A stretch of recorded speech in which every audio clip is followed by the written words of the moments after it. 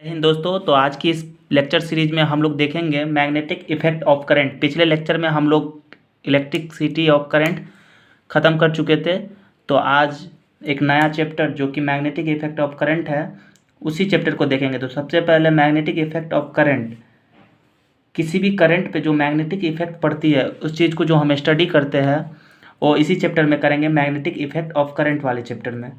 तो लेक्चर में ज़्यादा लेट ना करते हुए डायरेक्ट लेक्चर को स्टार्ट करते हैं। जो मेन टॉपिक है उसको आज पढ़ लेंगे, कवर कर लेंगे। तो कोई भी इस लेक्चर को मिस मत कीजिएगा और शुरुआत से अंत तक देखिएगा, तभी समझ में आ पाएगा। तो पहला पॉइंट है बायोट सावर्ट लॉ। ये अक्सर 2 नंबर के क्वेश्चन में, और इसका जो इक्वेशन होता है कभी कभी ड्राइव करने के लिए 5 नंबर के क्वेश्चन में भी पूछा जाता है, लेकिन मैक्सिमम चांस बनता है 2 नंबर के क्वेश्चन में पूछा जाता है बायोट सावर्ट लॉ क्या है। तो उसका डिफिनेशन आप लोग देख के जाइएगा। बायोट सावर्ट लॉ क्या है, उसका जो फॉर्मूला होता है dB = μ0/4π ideal sine theta r square. तो ये dl जो है स्मॉल लेंथ है और r जो है डिस्टेंस है, dB जो है वो मैग्नेटिक फील्ड है। यहाँ पे μ0 का जो वैल्यू होता है वो 4π × 10⁻⁷ टेस्ला मीटर पर एम्पियर। ये ऑब्जेक्टिव में पूछा जाता है ये क्वेश्चन। तो इसको आप लोग, रिपीटेड क्वेश्चन है, इसको आप लोग याद करके इसका यूनिट हो और इसका वैल्यू दोनों को याद करके जाइएगा। अगला पॉइंट देखते हैं हम लोग। अगला पॉइंट है magnetic field due to straight current carrying conductor. तो किसी भी स्ट्रेट करंट कैरिंग कंडक्टर से जो मैग्नेटिक फील्ड बनती है उसका फॉर्मूला होता है, ये ऑब्जेक्टिव में, ये क्वेश्चन सब डायरेक्ट जो भी अभी फॉर्मूला बता रहे हैं डायरेक्ट ऑब्जेक्टिव में पुट करके पूछा जाता है। तो B = हो जाएगा μ0I/4πA into sine φ1 plus sign φ2। यदि φ1 और φ2 दोनों का वैल्यू π/2 रखते हैं तो π/2 पे साइन का जो वैल्यू होता है वो मैक्सिमम देता है, यानी 1 देता है। तो B बराबर हो जाएगा यहाँ से μ0I/2πA। अगला पॉइंट को हम लोग देखते हैं। अगला पॉइंट है rules for finding the direction of magnetic field due to straight current carrying conductor. किसी भी स्ट्रेट करंट कैरिंग कंडक्टर के लिए मैग्नेटिक फील्ड का जो डायरेक्शन होता है वो कैसे फाइंड आउट किया जाता है। तो 2 रूल है इसके लिए। पहला है राइट हैंड थंब रूल और दूसरा है मैक्सवेल कॉर्कस्क्रू रूल। तो पहला रूल जो है राइट हैंड थंब रूल, ये अक्सर एग्जाम में 2 नंबर के क्वेश्चन में पूछा जाता है। तो राइट हैंड थंब रूल और दोनों रूल को देख के जाइएगा, लेकिन पहला रूल जो है उसको अवश्य देख के जाइएगा क्योंकि ये रूल हमेशा पूछा जाता है। तो एक बार बता देते हैं राइट हैंड थंब रूल क्या होता है। राइट हैंड थंब रूल क्या होता है, जब किसी भी स्ट्रेट करंट कैरिंग कंडक्टर को यदि हम लोग अपने राइट हैंड से पकड़ते हैं तो कर्ल फिंगर का मतलब ये मुड़ा हुआ फिंगर, वो ऐसे पकड़ते हैं किसी चीज़ को, तो ये सीधा थंब जो है डायरेक्शन ऑफ करंट को शो करता है और कर्ल फिंगर जो भी है वो मैग्नेटिक फील्ड को शो करता है। तो इसी चीज़ को एग्जाम में लिखना होता है, 2 नंबर के क्वेश्चन में पूछा जाता है। तो आप लोग इसको देख के जाइएगा, मिस मत कीजिएगा। तो बढ़ते हैं हम लोग अगले पॉइंट की तरफ। अगला पॉइंट है हमारा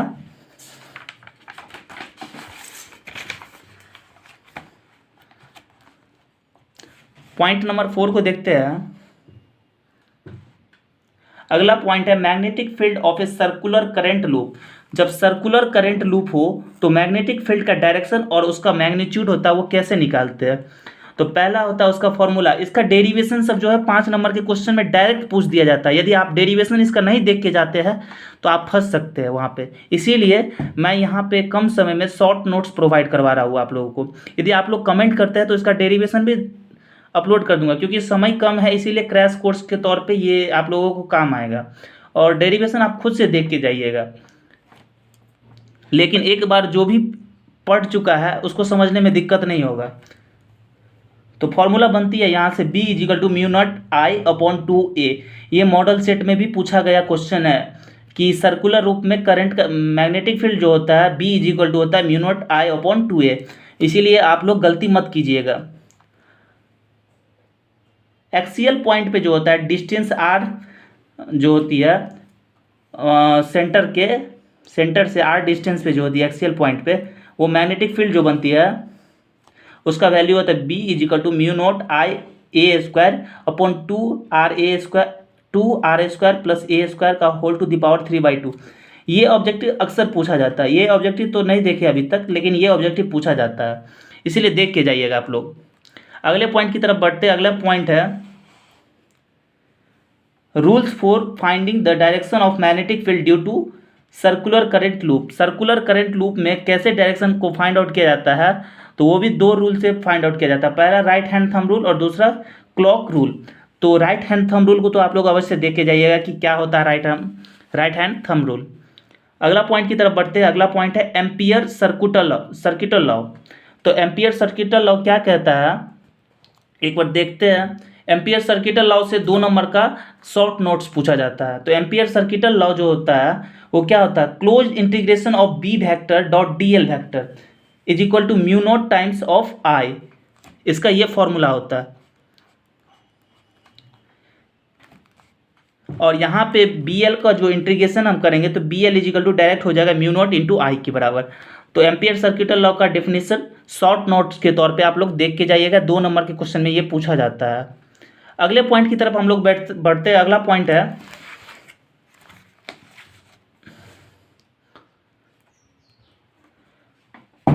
अगला पॉइंट है magnetic field of state solenoid. State solenoid के लिए जो मैग्नेटिक फील्ड बनती है B is equal to mu naught N I. ये ऑब्जेक्टिव क्वेश्चन में पूछा गया ऑब्जेक्टिव है, इसीलिए आप लोग देख के जाइएगा। At a point well inside the solenoid.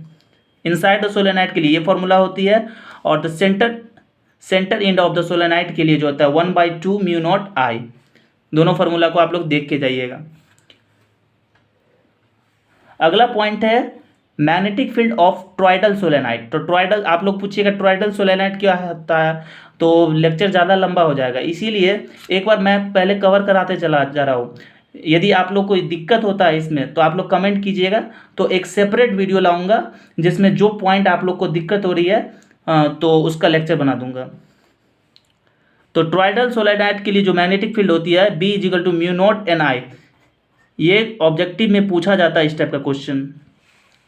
अगला पॉइंट 9 नंबर है force on a charge moving in a magnetic field. किसी भी मैग्नेटिक फील्ड में मूविंग चार्ज को प्लेस करते हैं। मान लीजिए ये magnetic field M B vector है, इसमें मूविंग चार्ज को यदि हम प्लेस कर देते हैं तो इस पर क्या इफेक्ट हो सकता है। तो मूविंग चार्ज को जैसे ही किसी मैग्नेटिक फील्ड में हम लोग प्लेस करते हैं तो उस पर एक फोर्स डेवलप होता है, और जिस फोर्स को हम लोग लॉरेंज फोर्स कहते हैं। तो उस फोर्स पे जो उस चार्ज पार्टिकल्स पे मूविंग चार्ज पार्टिकल पे जो फोर्स डेवलप होती है उस फोर्स को हम लोग ऐसे लिखते हैं एफ इजिकल टू क्यू भी साइन थीटा है। यहाँ पे जो होता है ये फॉर्मूला हम लोग के टाइम में भी ऑब्जेक्टिव क्वेश्चन में पूछा गया था। तो कितना बच्चा क्या गलती करता है, ऑब्जेक्टिव में ये भी रहता है F is equal to Q into B vector. तो ये इसका करेक्ट ऑप्शन है, लेकिन बी वेक्टर को पहले कर देगा, बी वेक्टर को बाद में कर देगा। तो ये तो क्रॉस प्रोडक्ट है, जैसे ही ऐसे करता है B vector cross B vector, ये गलत ऑप्शन हो जाएगा। आप लोगों को लगेगा कि दोनों को चेंज कर देने से कुछ नहीं होगा, लेकिन ये ऑप्शन गलत होगा। इसीलिए आप लोग कंफ्यूज मत कीजिएगा, क्योंकि हम लोग के टाइम ऐसे किया गया था, बहुत सारा बच्चा कंफ्यूज कर गया था। अगला पॉइंट जानते हैं हम लोग। अगला पॉइंट है rules for finding the direction of force on a charge moving perpendicular to a magnetic field. तो फोर्स और मैग्नेटिक फील्ड का जो डायरेक्शन कैसे फाइंड आउट किया जाता है, इसके लिए हम लोग 2 रूल को जानते हैं। पहला फ्लेमिंग लेफ्ट हैंड रूल और दूसरा है राइट हैंड प्लम रूल। दोनों रूल को आप लोग देख के जाइएगा। दोनों रूल्स 2 नंबर के क्वेश्चन में रिपीटेड क्वेश्चन है ये सब। जिस क्वेश्चन को मैं कहता हूँ रिपीटेड क्वेश्चन है, उस क्वेश्चन को आप लोग देख के ही जाइएगा, नहीं तो क्वेश्चन छूट सकता है। तो अगला पॉइंट हम लोग 11 पॉइंट नंबर पे चलते हैं। 11 पॉइंट नंबर क्या कहता है,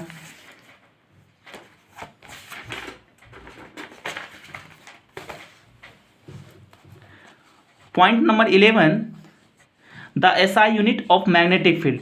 मैग्नेटिक फील्ड का एसआई यूनिट क्या होता है, तो मैग्नेटिक फील्ड का जो एसआई यूनिट होता है वो टेस्ला होता है, और 1 tesla is equal to 1 newton per metre per ampere होती है। इसको आप लोग देख के जाइएगा, ऑब्जेक्टिव क्वेश्चन डायरेक्ट यहीं से बन जाती है। और इसका दूसरा यूनिट भी जो होता है सीजीएस यूनिट गॉस होती है। तो 1 गॉस इज इक्वल टू होती है 10⁻⁻⁴ टेस्ला।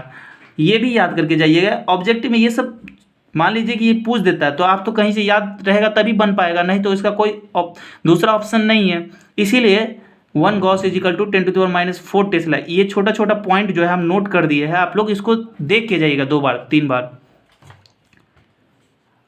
मैं वादा करता हूँ मेरा जो भी अभी तक अपलोड कर चुके हैं और आने वाले समय में अपलोड करने वाले हैं, यदि कोई भी देख के जाता है प्रॉपर वे में, तो इतना कह सकता हूँ कि 35 क्वेश्चन में से वो उसका 34, 32, 33 इतना तो ज़रूर सही होगा। अगले पॉइंट की तरफ हम लोग चलते हैं। अगला पॉइंट है लॉरेंज फोर्स। तो अभी अभी हम लोग चर्चा किए थे लॉरेंज फोर्स पे। किसी भी चार्ज पार्टिकल को, मूविंग चार्ज पार्टिकल को किसी मैग्नेटिक फील्ड में प्लेस्ड करते हैं तो उस पर एक फोर्स लगता है। तो एक फोर्स हम लोग जाने थे F is equal to q E, क्योंकि E बराबर क्या होता था F अपॉन क्यू, तो यहाँ से F बराबर क्यू इंटू ई। तो लॉरेंज फोर्स जो होता है किसी भी इलेक्ट्रिक फील्ड और मैग्नेटिक फील्ड दोनों में जो फोर्स लगता है उसका सम जो कर देते हैं उसी को हम लोग कहते हैं लॉरेंज फोर्स। तो यहाँ से लॉरेंज फोर्स एक F is equal to Q into E, एक जाने थे हम F इजिकल टू क्यू भी वैक्टर क्रॉस बी वैक्टर। अब दोनों इक्वेशन का सम जो करेंगे तो ये रिजल्ट आएगा F vector is equal to Q into E vector plus B vector cross B vector. यहाँ से दोनों में से क्यू क्यू कॉमन ले लिए थे। अगले पॉइंट की तरफ हम लोग चलते हैं। अगला पॉइंट क्या है? Motion of charge inside a magnetic field. किसी भी मैग्नेटिक फील्ड में जो होती है मोशन ऑफ चार्ज को निकालने के लिए क्या होता है, इसका फॉर्मूला होता है r is equal to m v sine theta upon q B. इस फॉर्मूला को याद करके जाइएगा, ये ऑब्जेक्टिव यहीं से क्वेश्चन बन जाती है। अगला पॉइंट हम लोग जानते हैं साइक्लोटोन। साइक्लोटोन पे कभी कभी 2 नंबर का नोट्स पूछा जाता है। तो साइक्लोटोन क्या होता है? साइक्लोटोन जो होता है एक इलेक्ट्रिकल डिवाइस है, ठीक है, जो किसी भी चार्ज पार्टिकल्स को एक्सेलरेट करने के लिए इसका यूज किया जाता है। तो बस इतना जान लीजिए, ये नहीं पूछने का चांस है, फिर भी आप लोग देख लीजिएगा इसको। अगले पॉइंट की तरफ हम लोग चलते हैं। जो मैं पॉइंट बताते जा रहा हूँ उस पॉइंट को आप लोग एक बार ज़रूर देखिएगा, क्योंकि मेरा जो अनुभव बताता है उसी के अकॉर्डिंग मैं बता रहा हूँ। अगले पॉइंट की तरफ हम लोग चलते हैं। अगला पॉइंट है,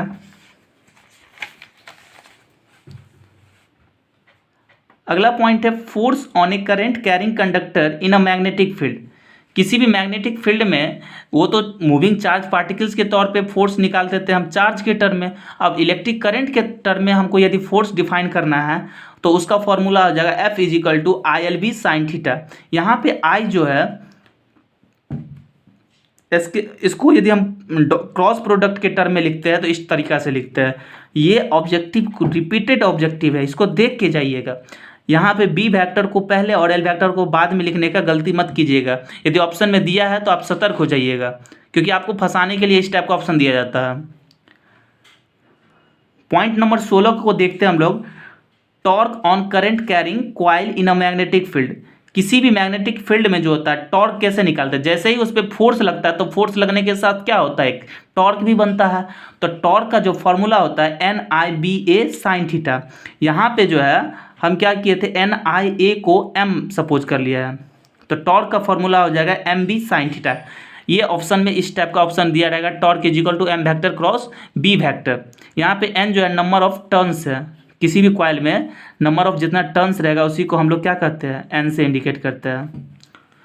तो अगला पॉइंट लास्ट पॉइंट है conversion of galvanometer into ammeter. इसका डेरिवेशन नहीं पूछने का चांस है वैसे, लेकिन कभी कभी रेयर केस में 5 नंबर के क्वेश्चन में पूछ दिया जाता है। हम तो कहेंगे कि इसको नहीं ध्यान दे के जाइएगा, क्योंकि टॉपर से मतलब नहीं, एक अच्छा स्टूडेंट वही होता है जो कम समय में अच्छे से रिवाइज करके, जरूरी नहीं है कि 100% सिलेबस कवर हो, लेकिन ज़रूरी ये है कि 70% भी सिलेबस हम जानते हैं तो उसको अच्छे वे में जानते हैं। क्योंकि आप लोग के पास ऑप्शन है, टोटल 17 नंबर ऑफ क्वेश्चन पूछा जाएगा, उसमें से 35 का भी जवाब देना है। पहले तो ऐसा नहीं होता था, इसीलिए आप लोग, मेरा खुद फिजिक्स में जो है 98 मार्क आया है। अब पता नहीं 2 मार्क मेरा कहाँ पर कटा है, क्योंकि पहले से हम श्योर होके गए थे कि मेरा फिजिक्स में गलती करने का कोई चांस ही नहीं बनता। कोई दिक्कत नहीं है, आप लोग भी अच्छे से पढ़िए, मन लगा के आ जाएगा आप लोगों का भी। तो आज की इस वीडियो में इतना ही, ये चैप्टर हुआ ख़त्म। अगले चैप्टर में हम लोग मिलते हैं। अभी के लिए धन्यवाद। जय हिंद।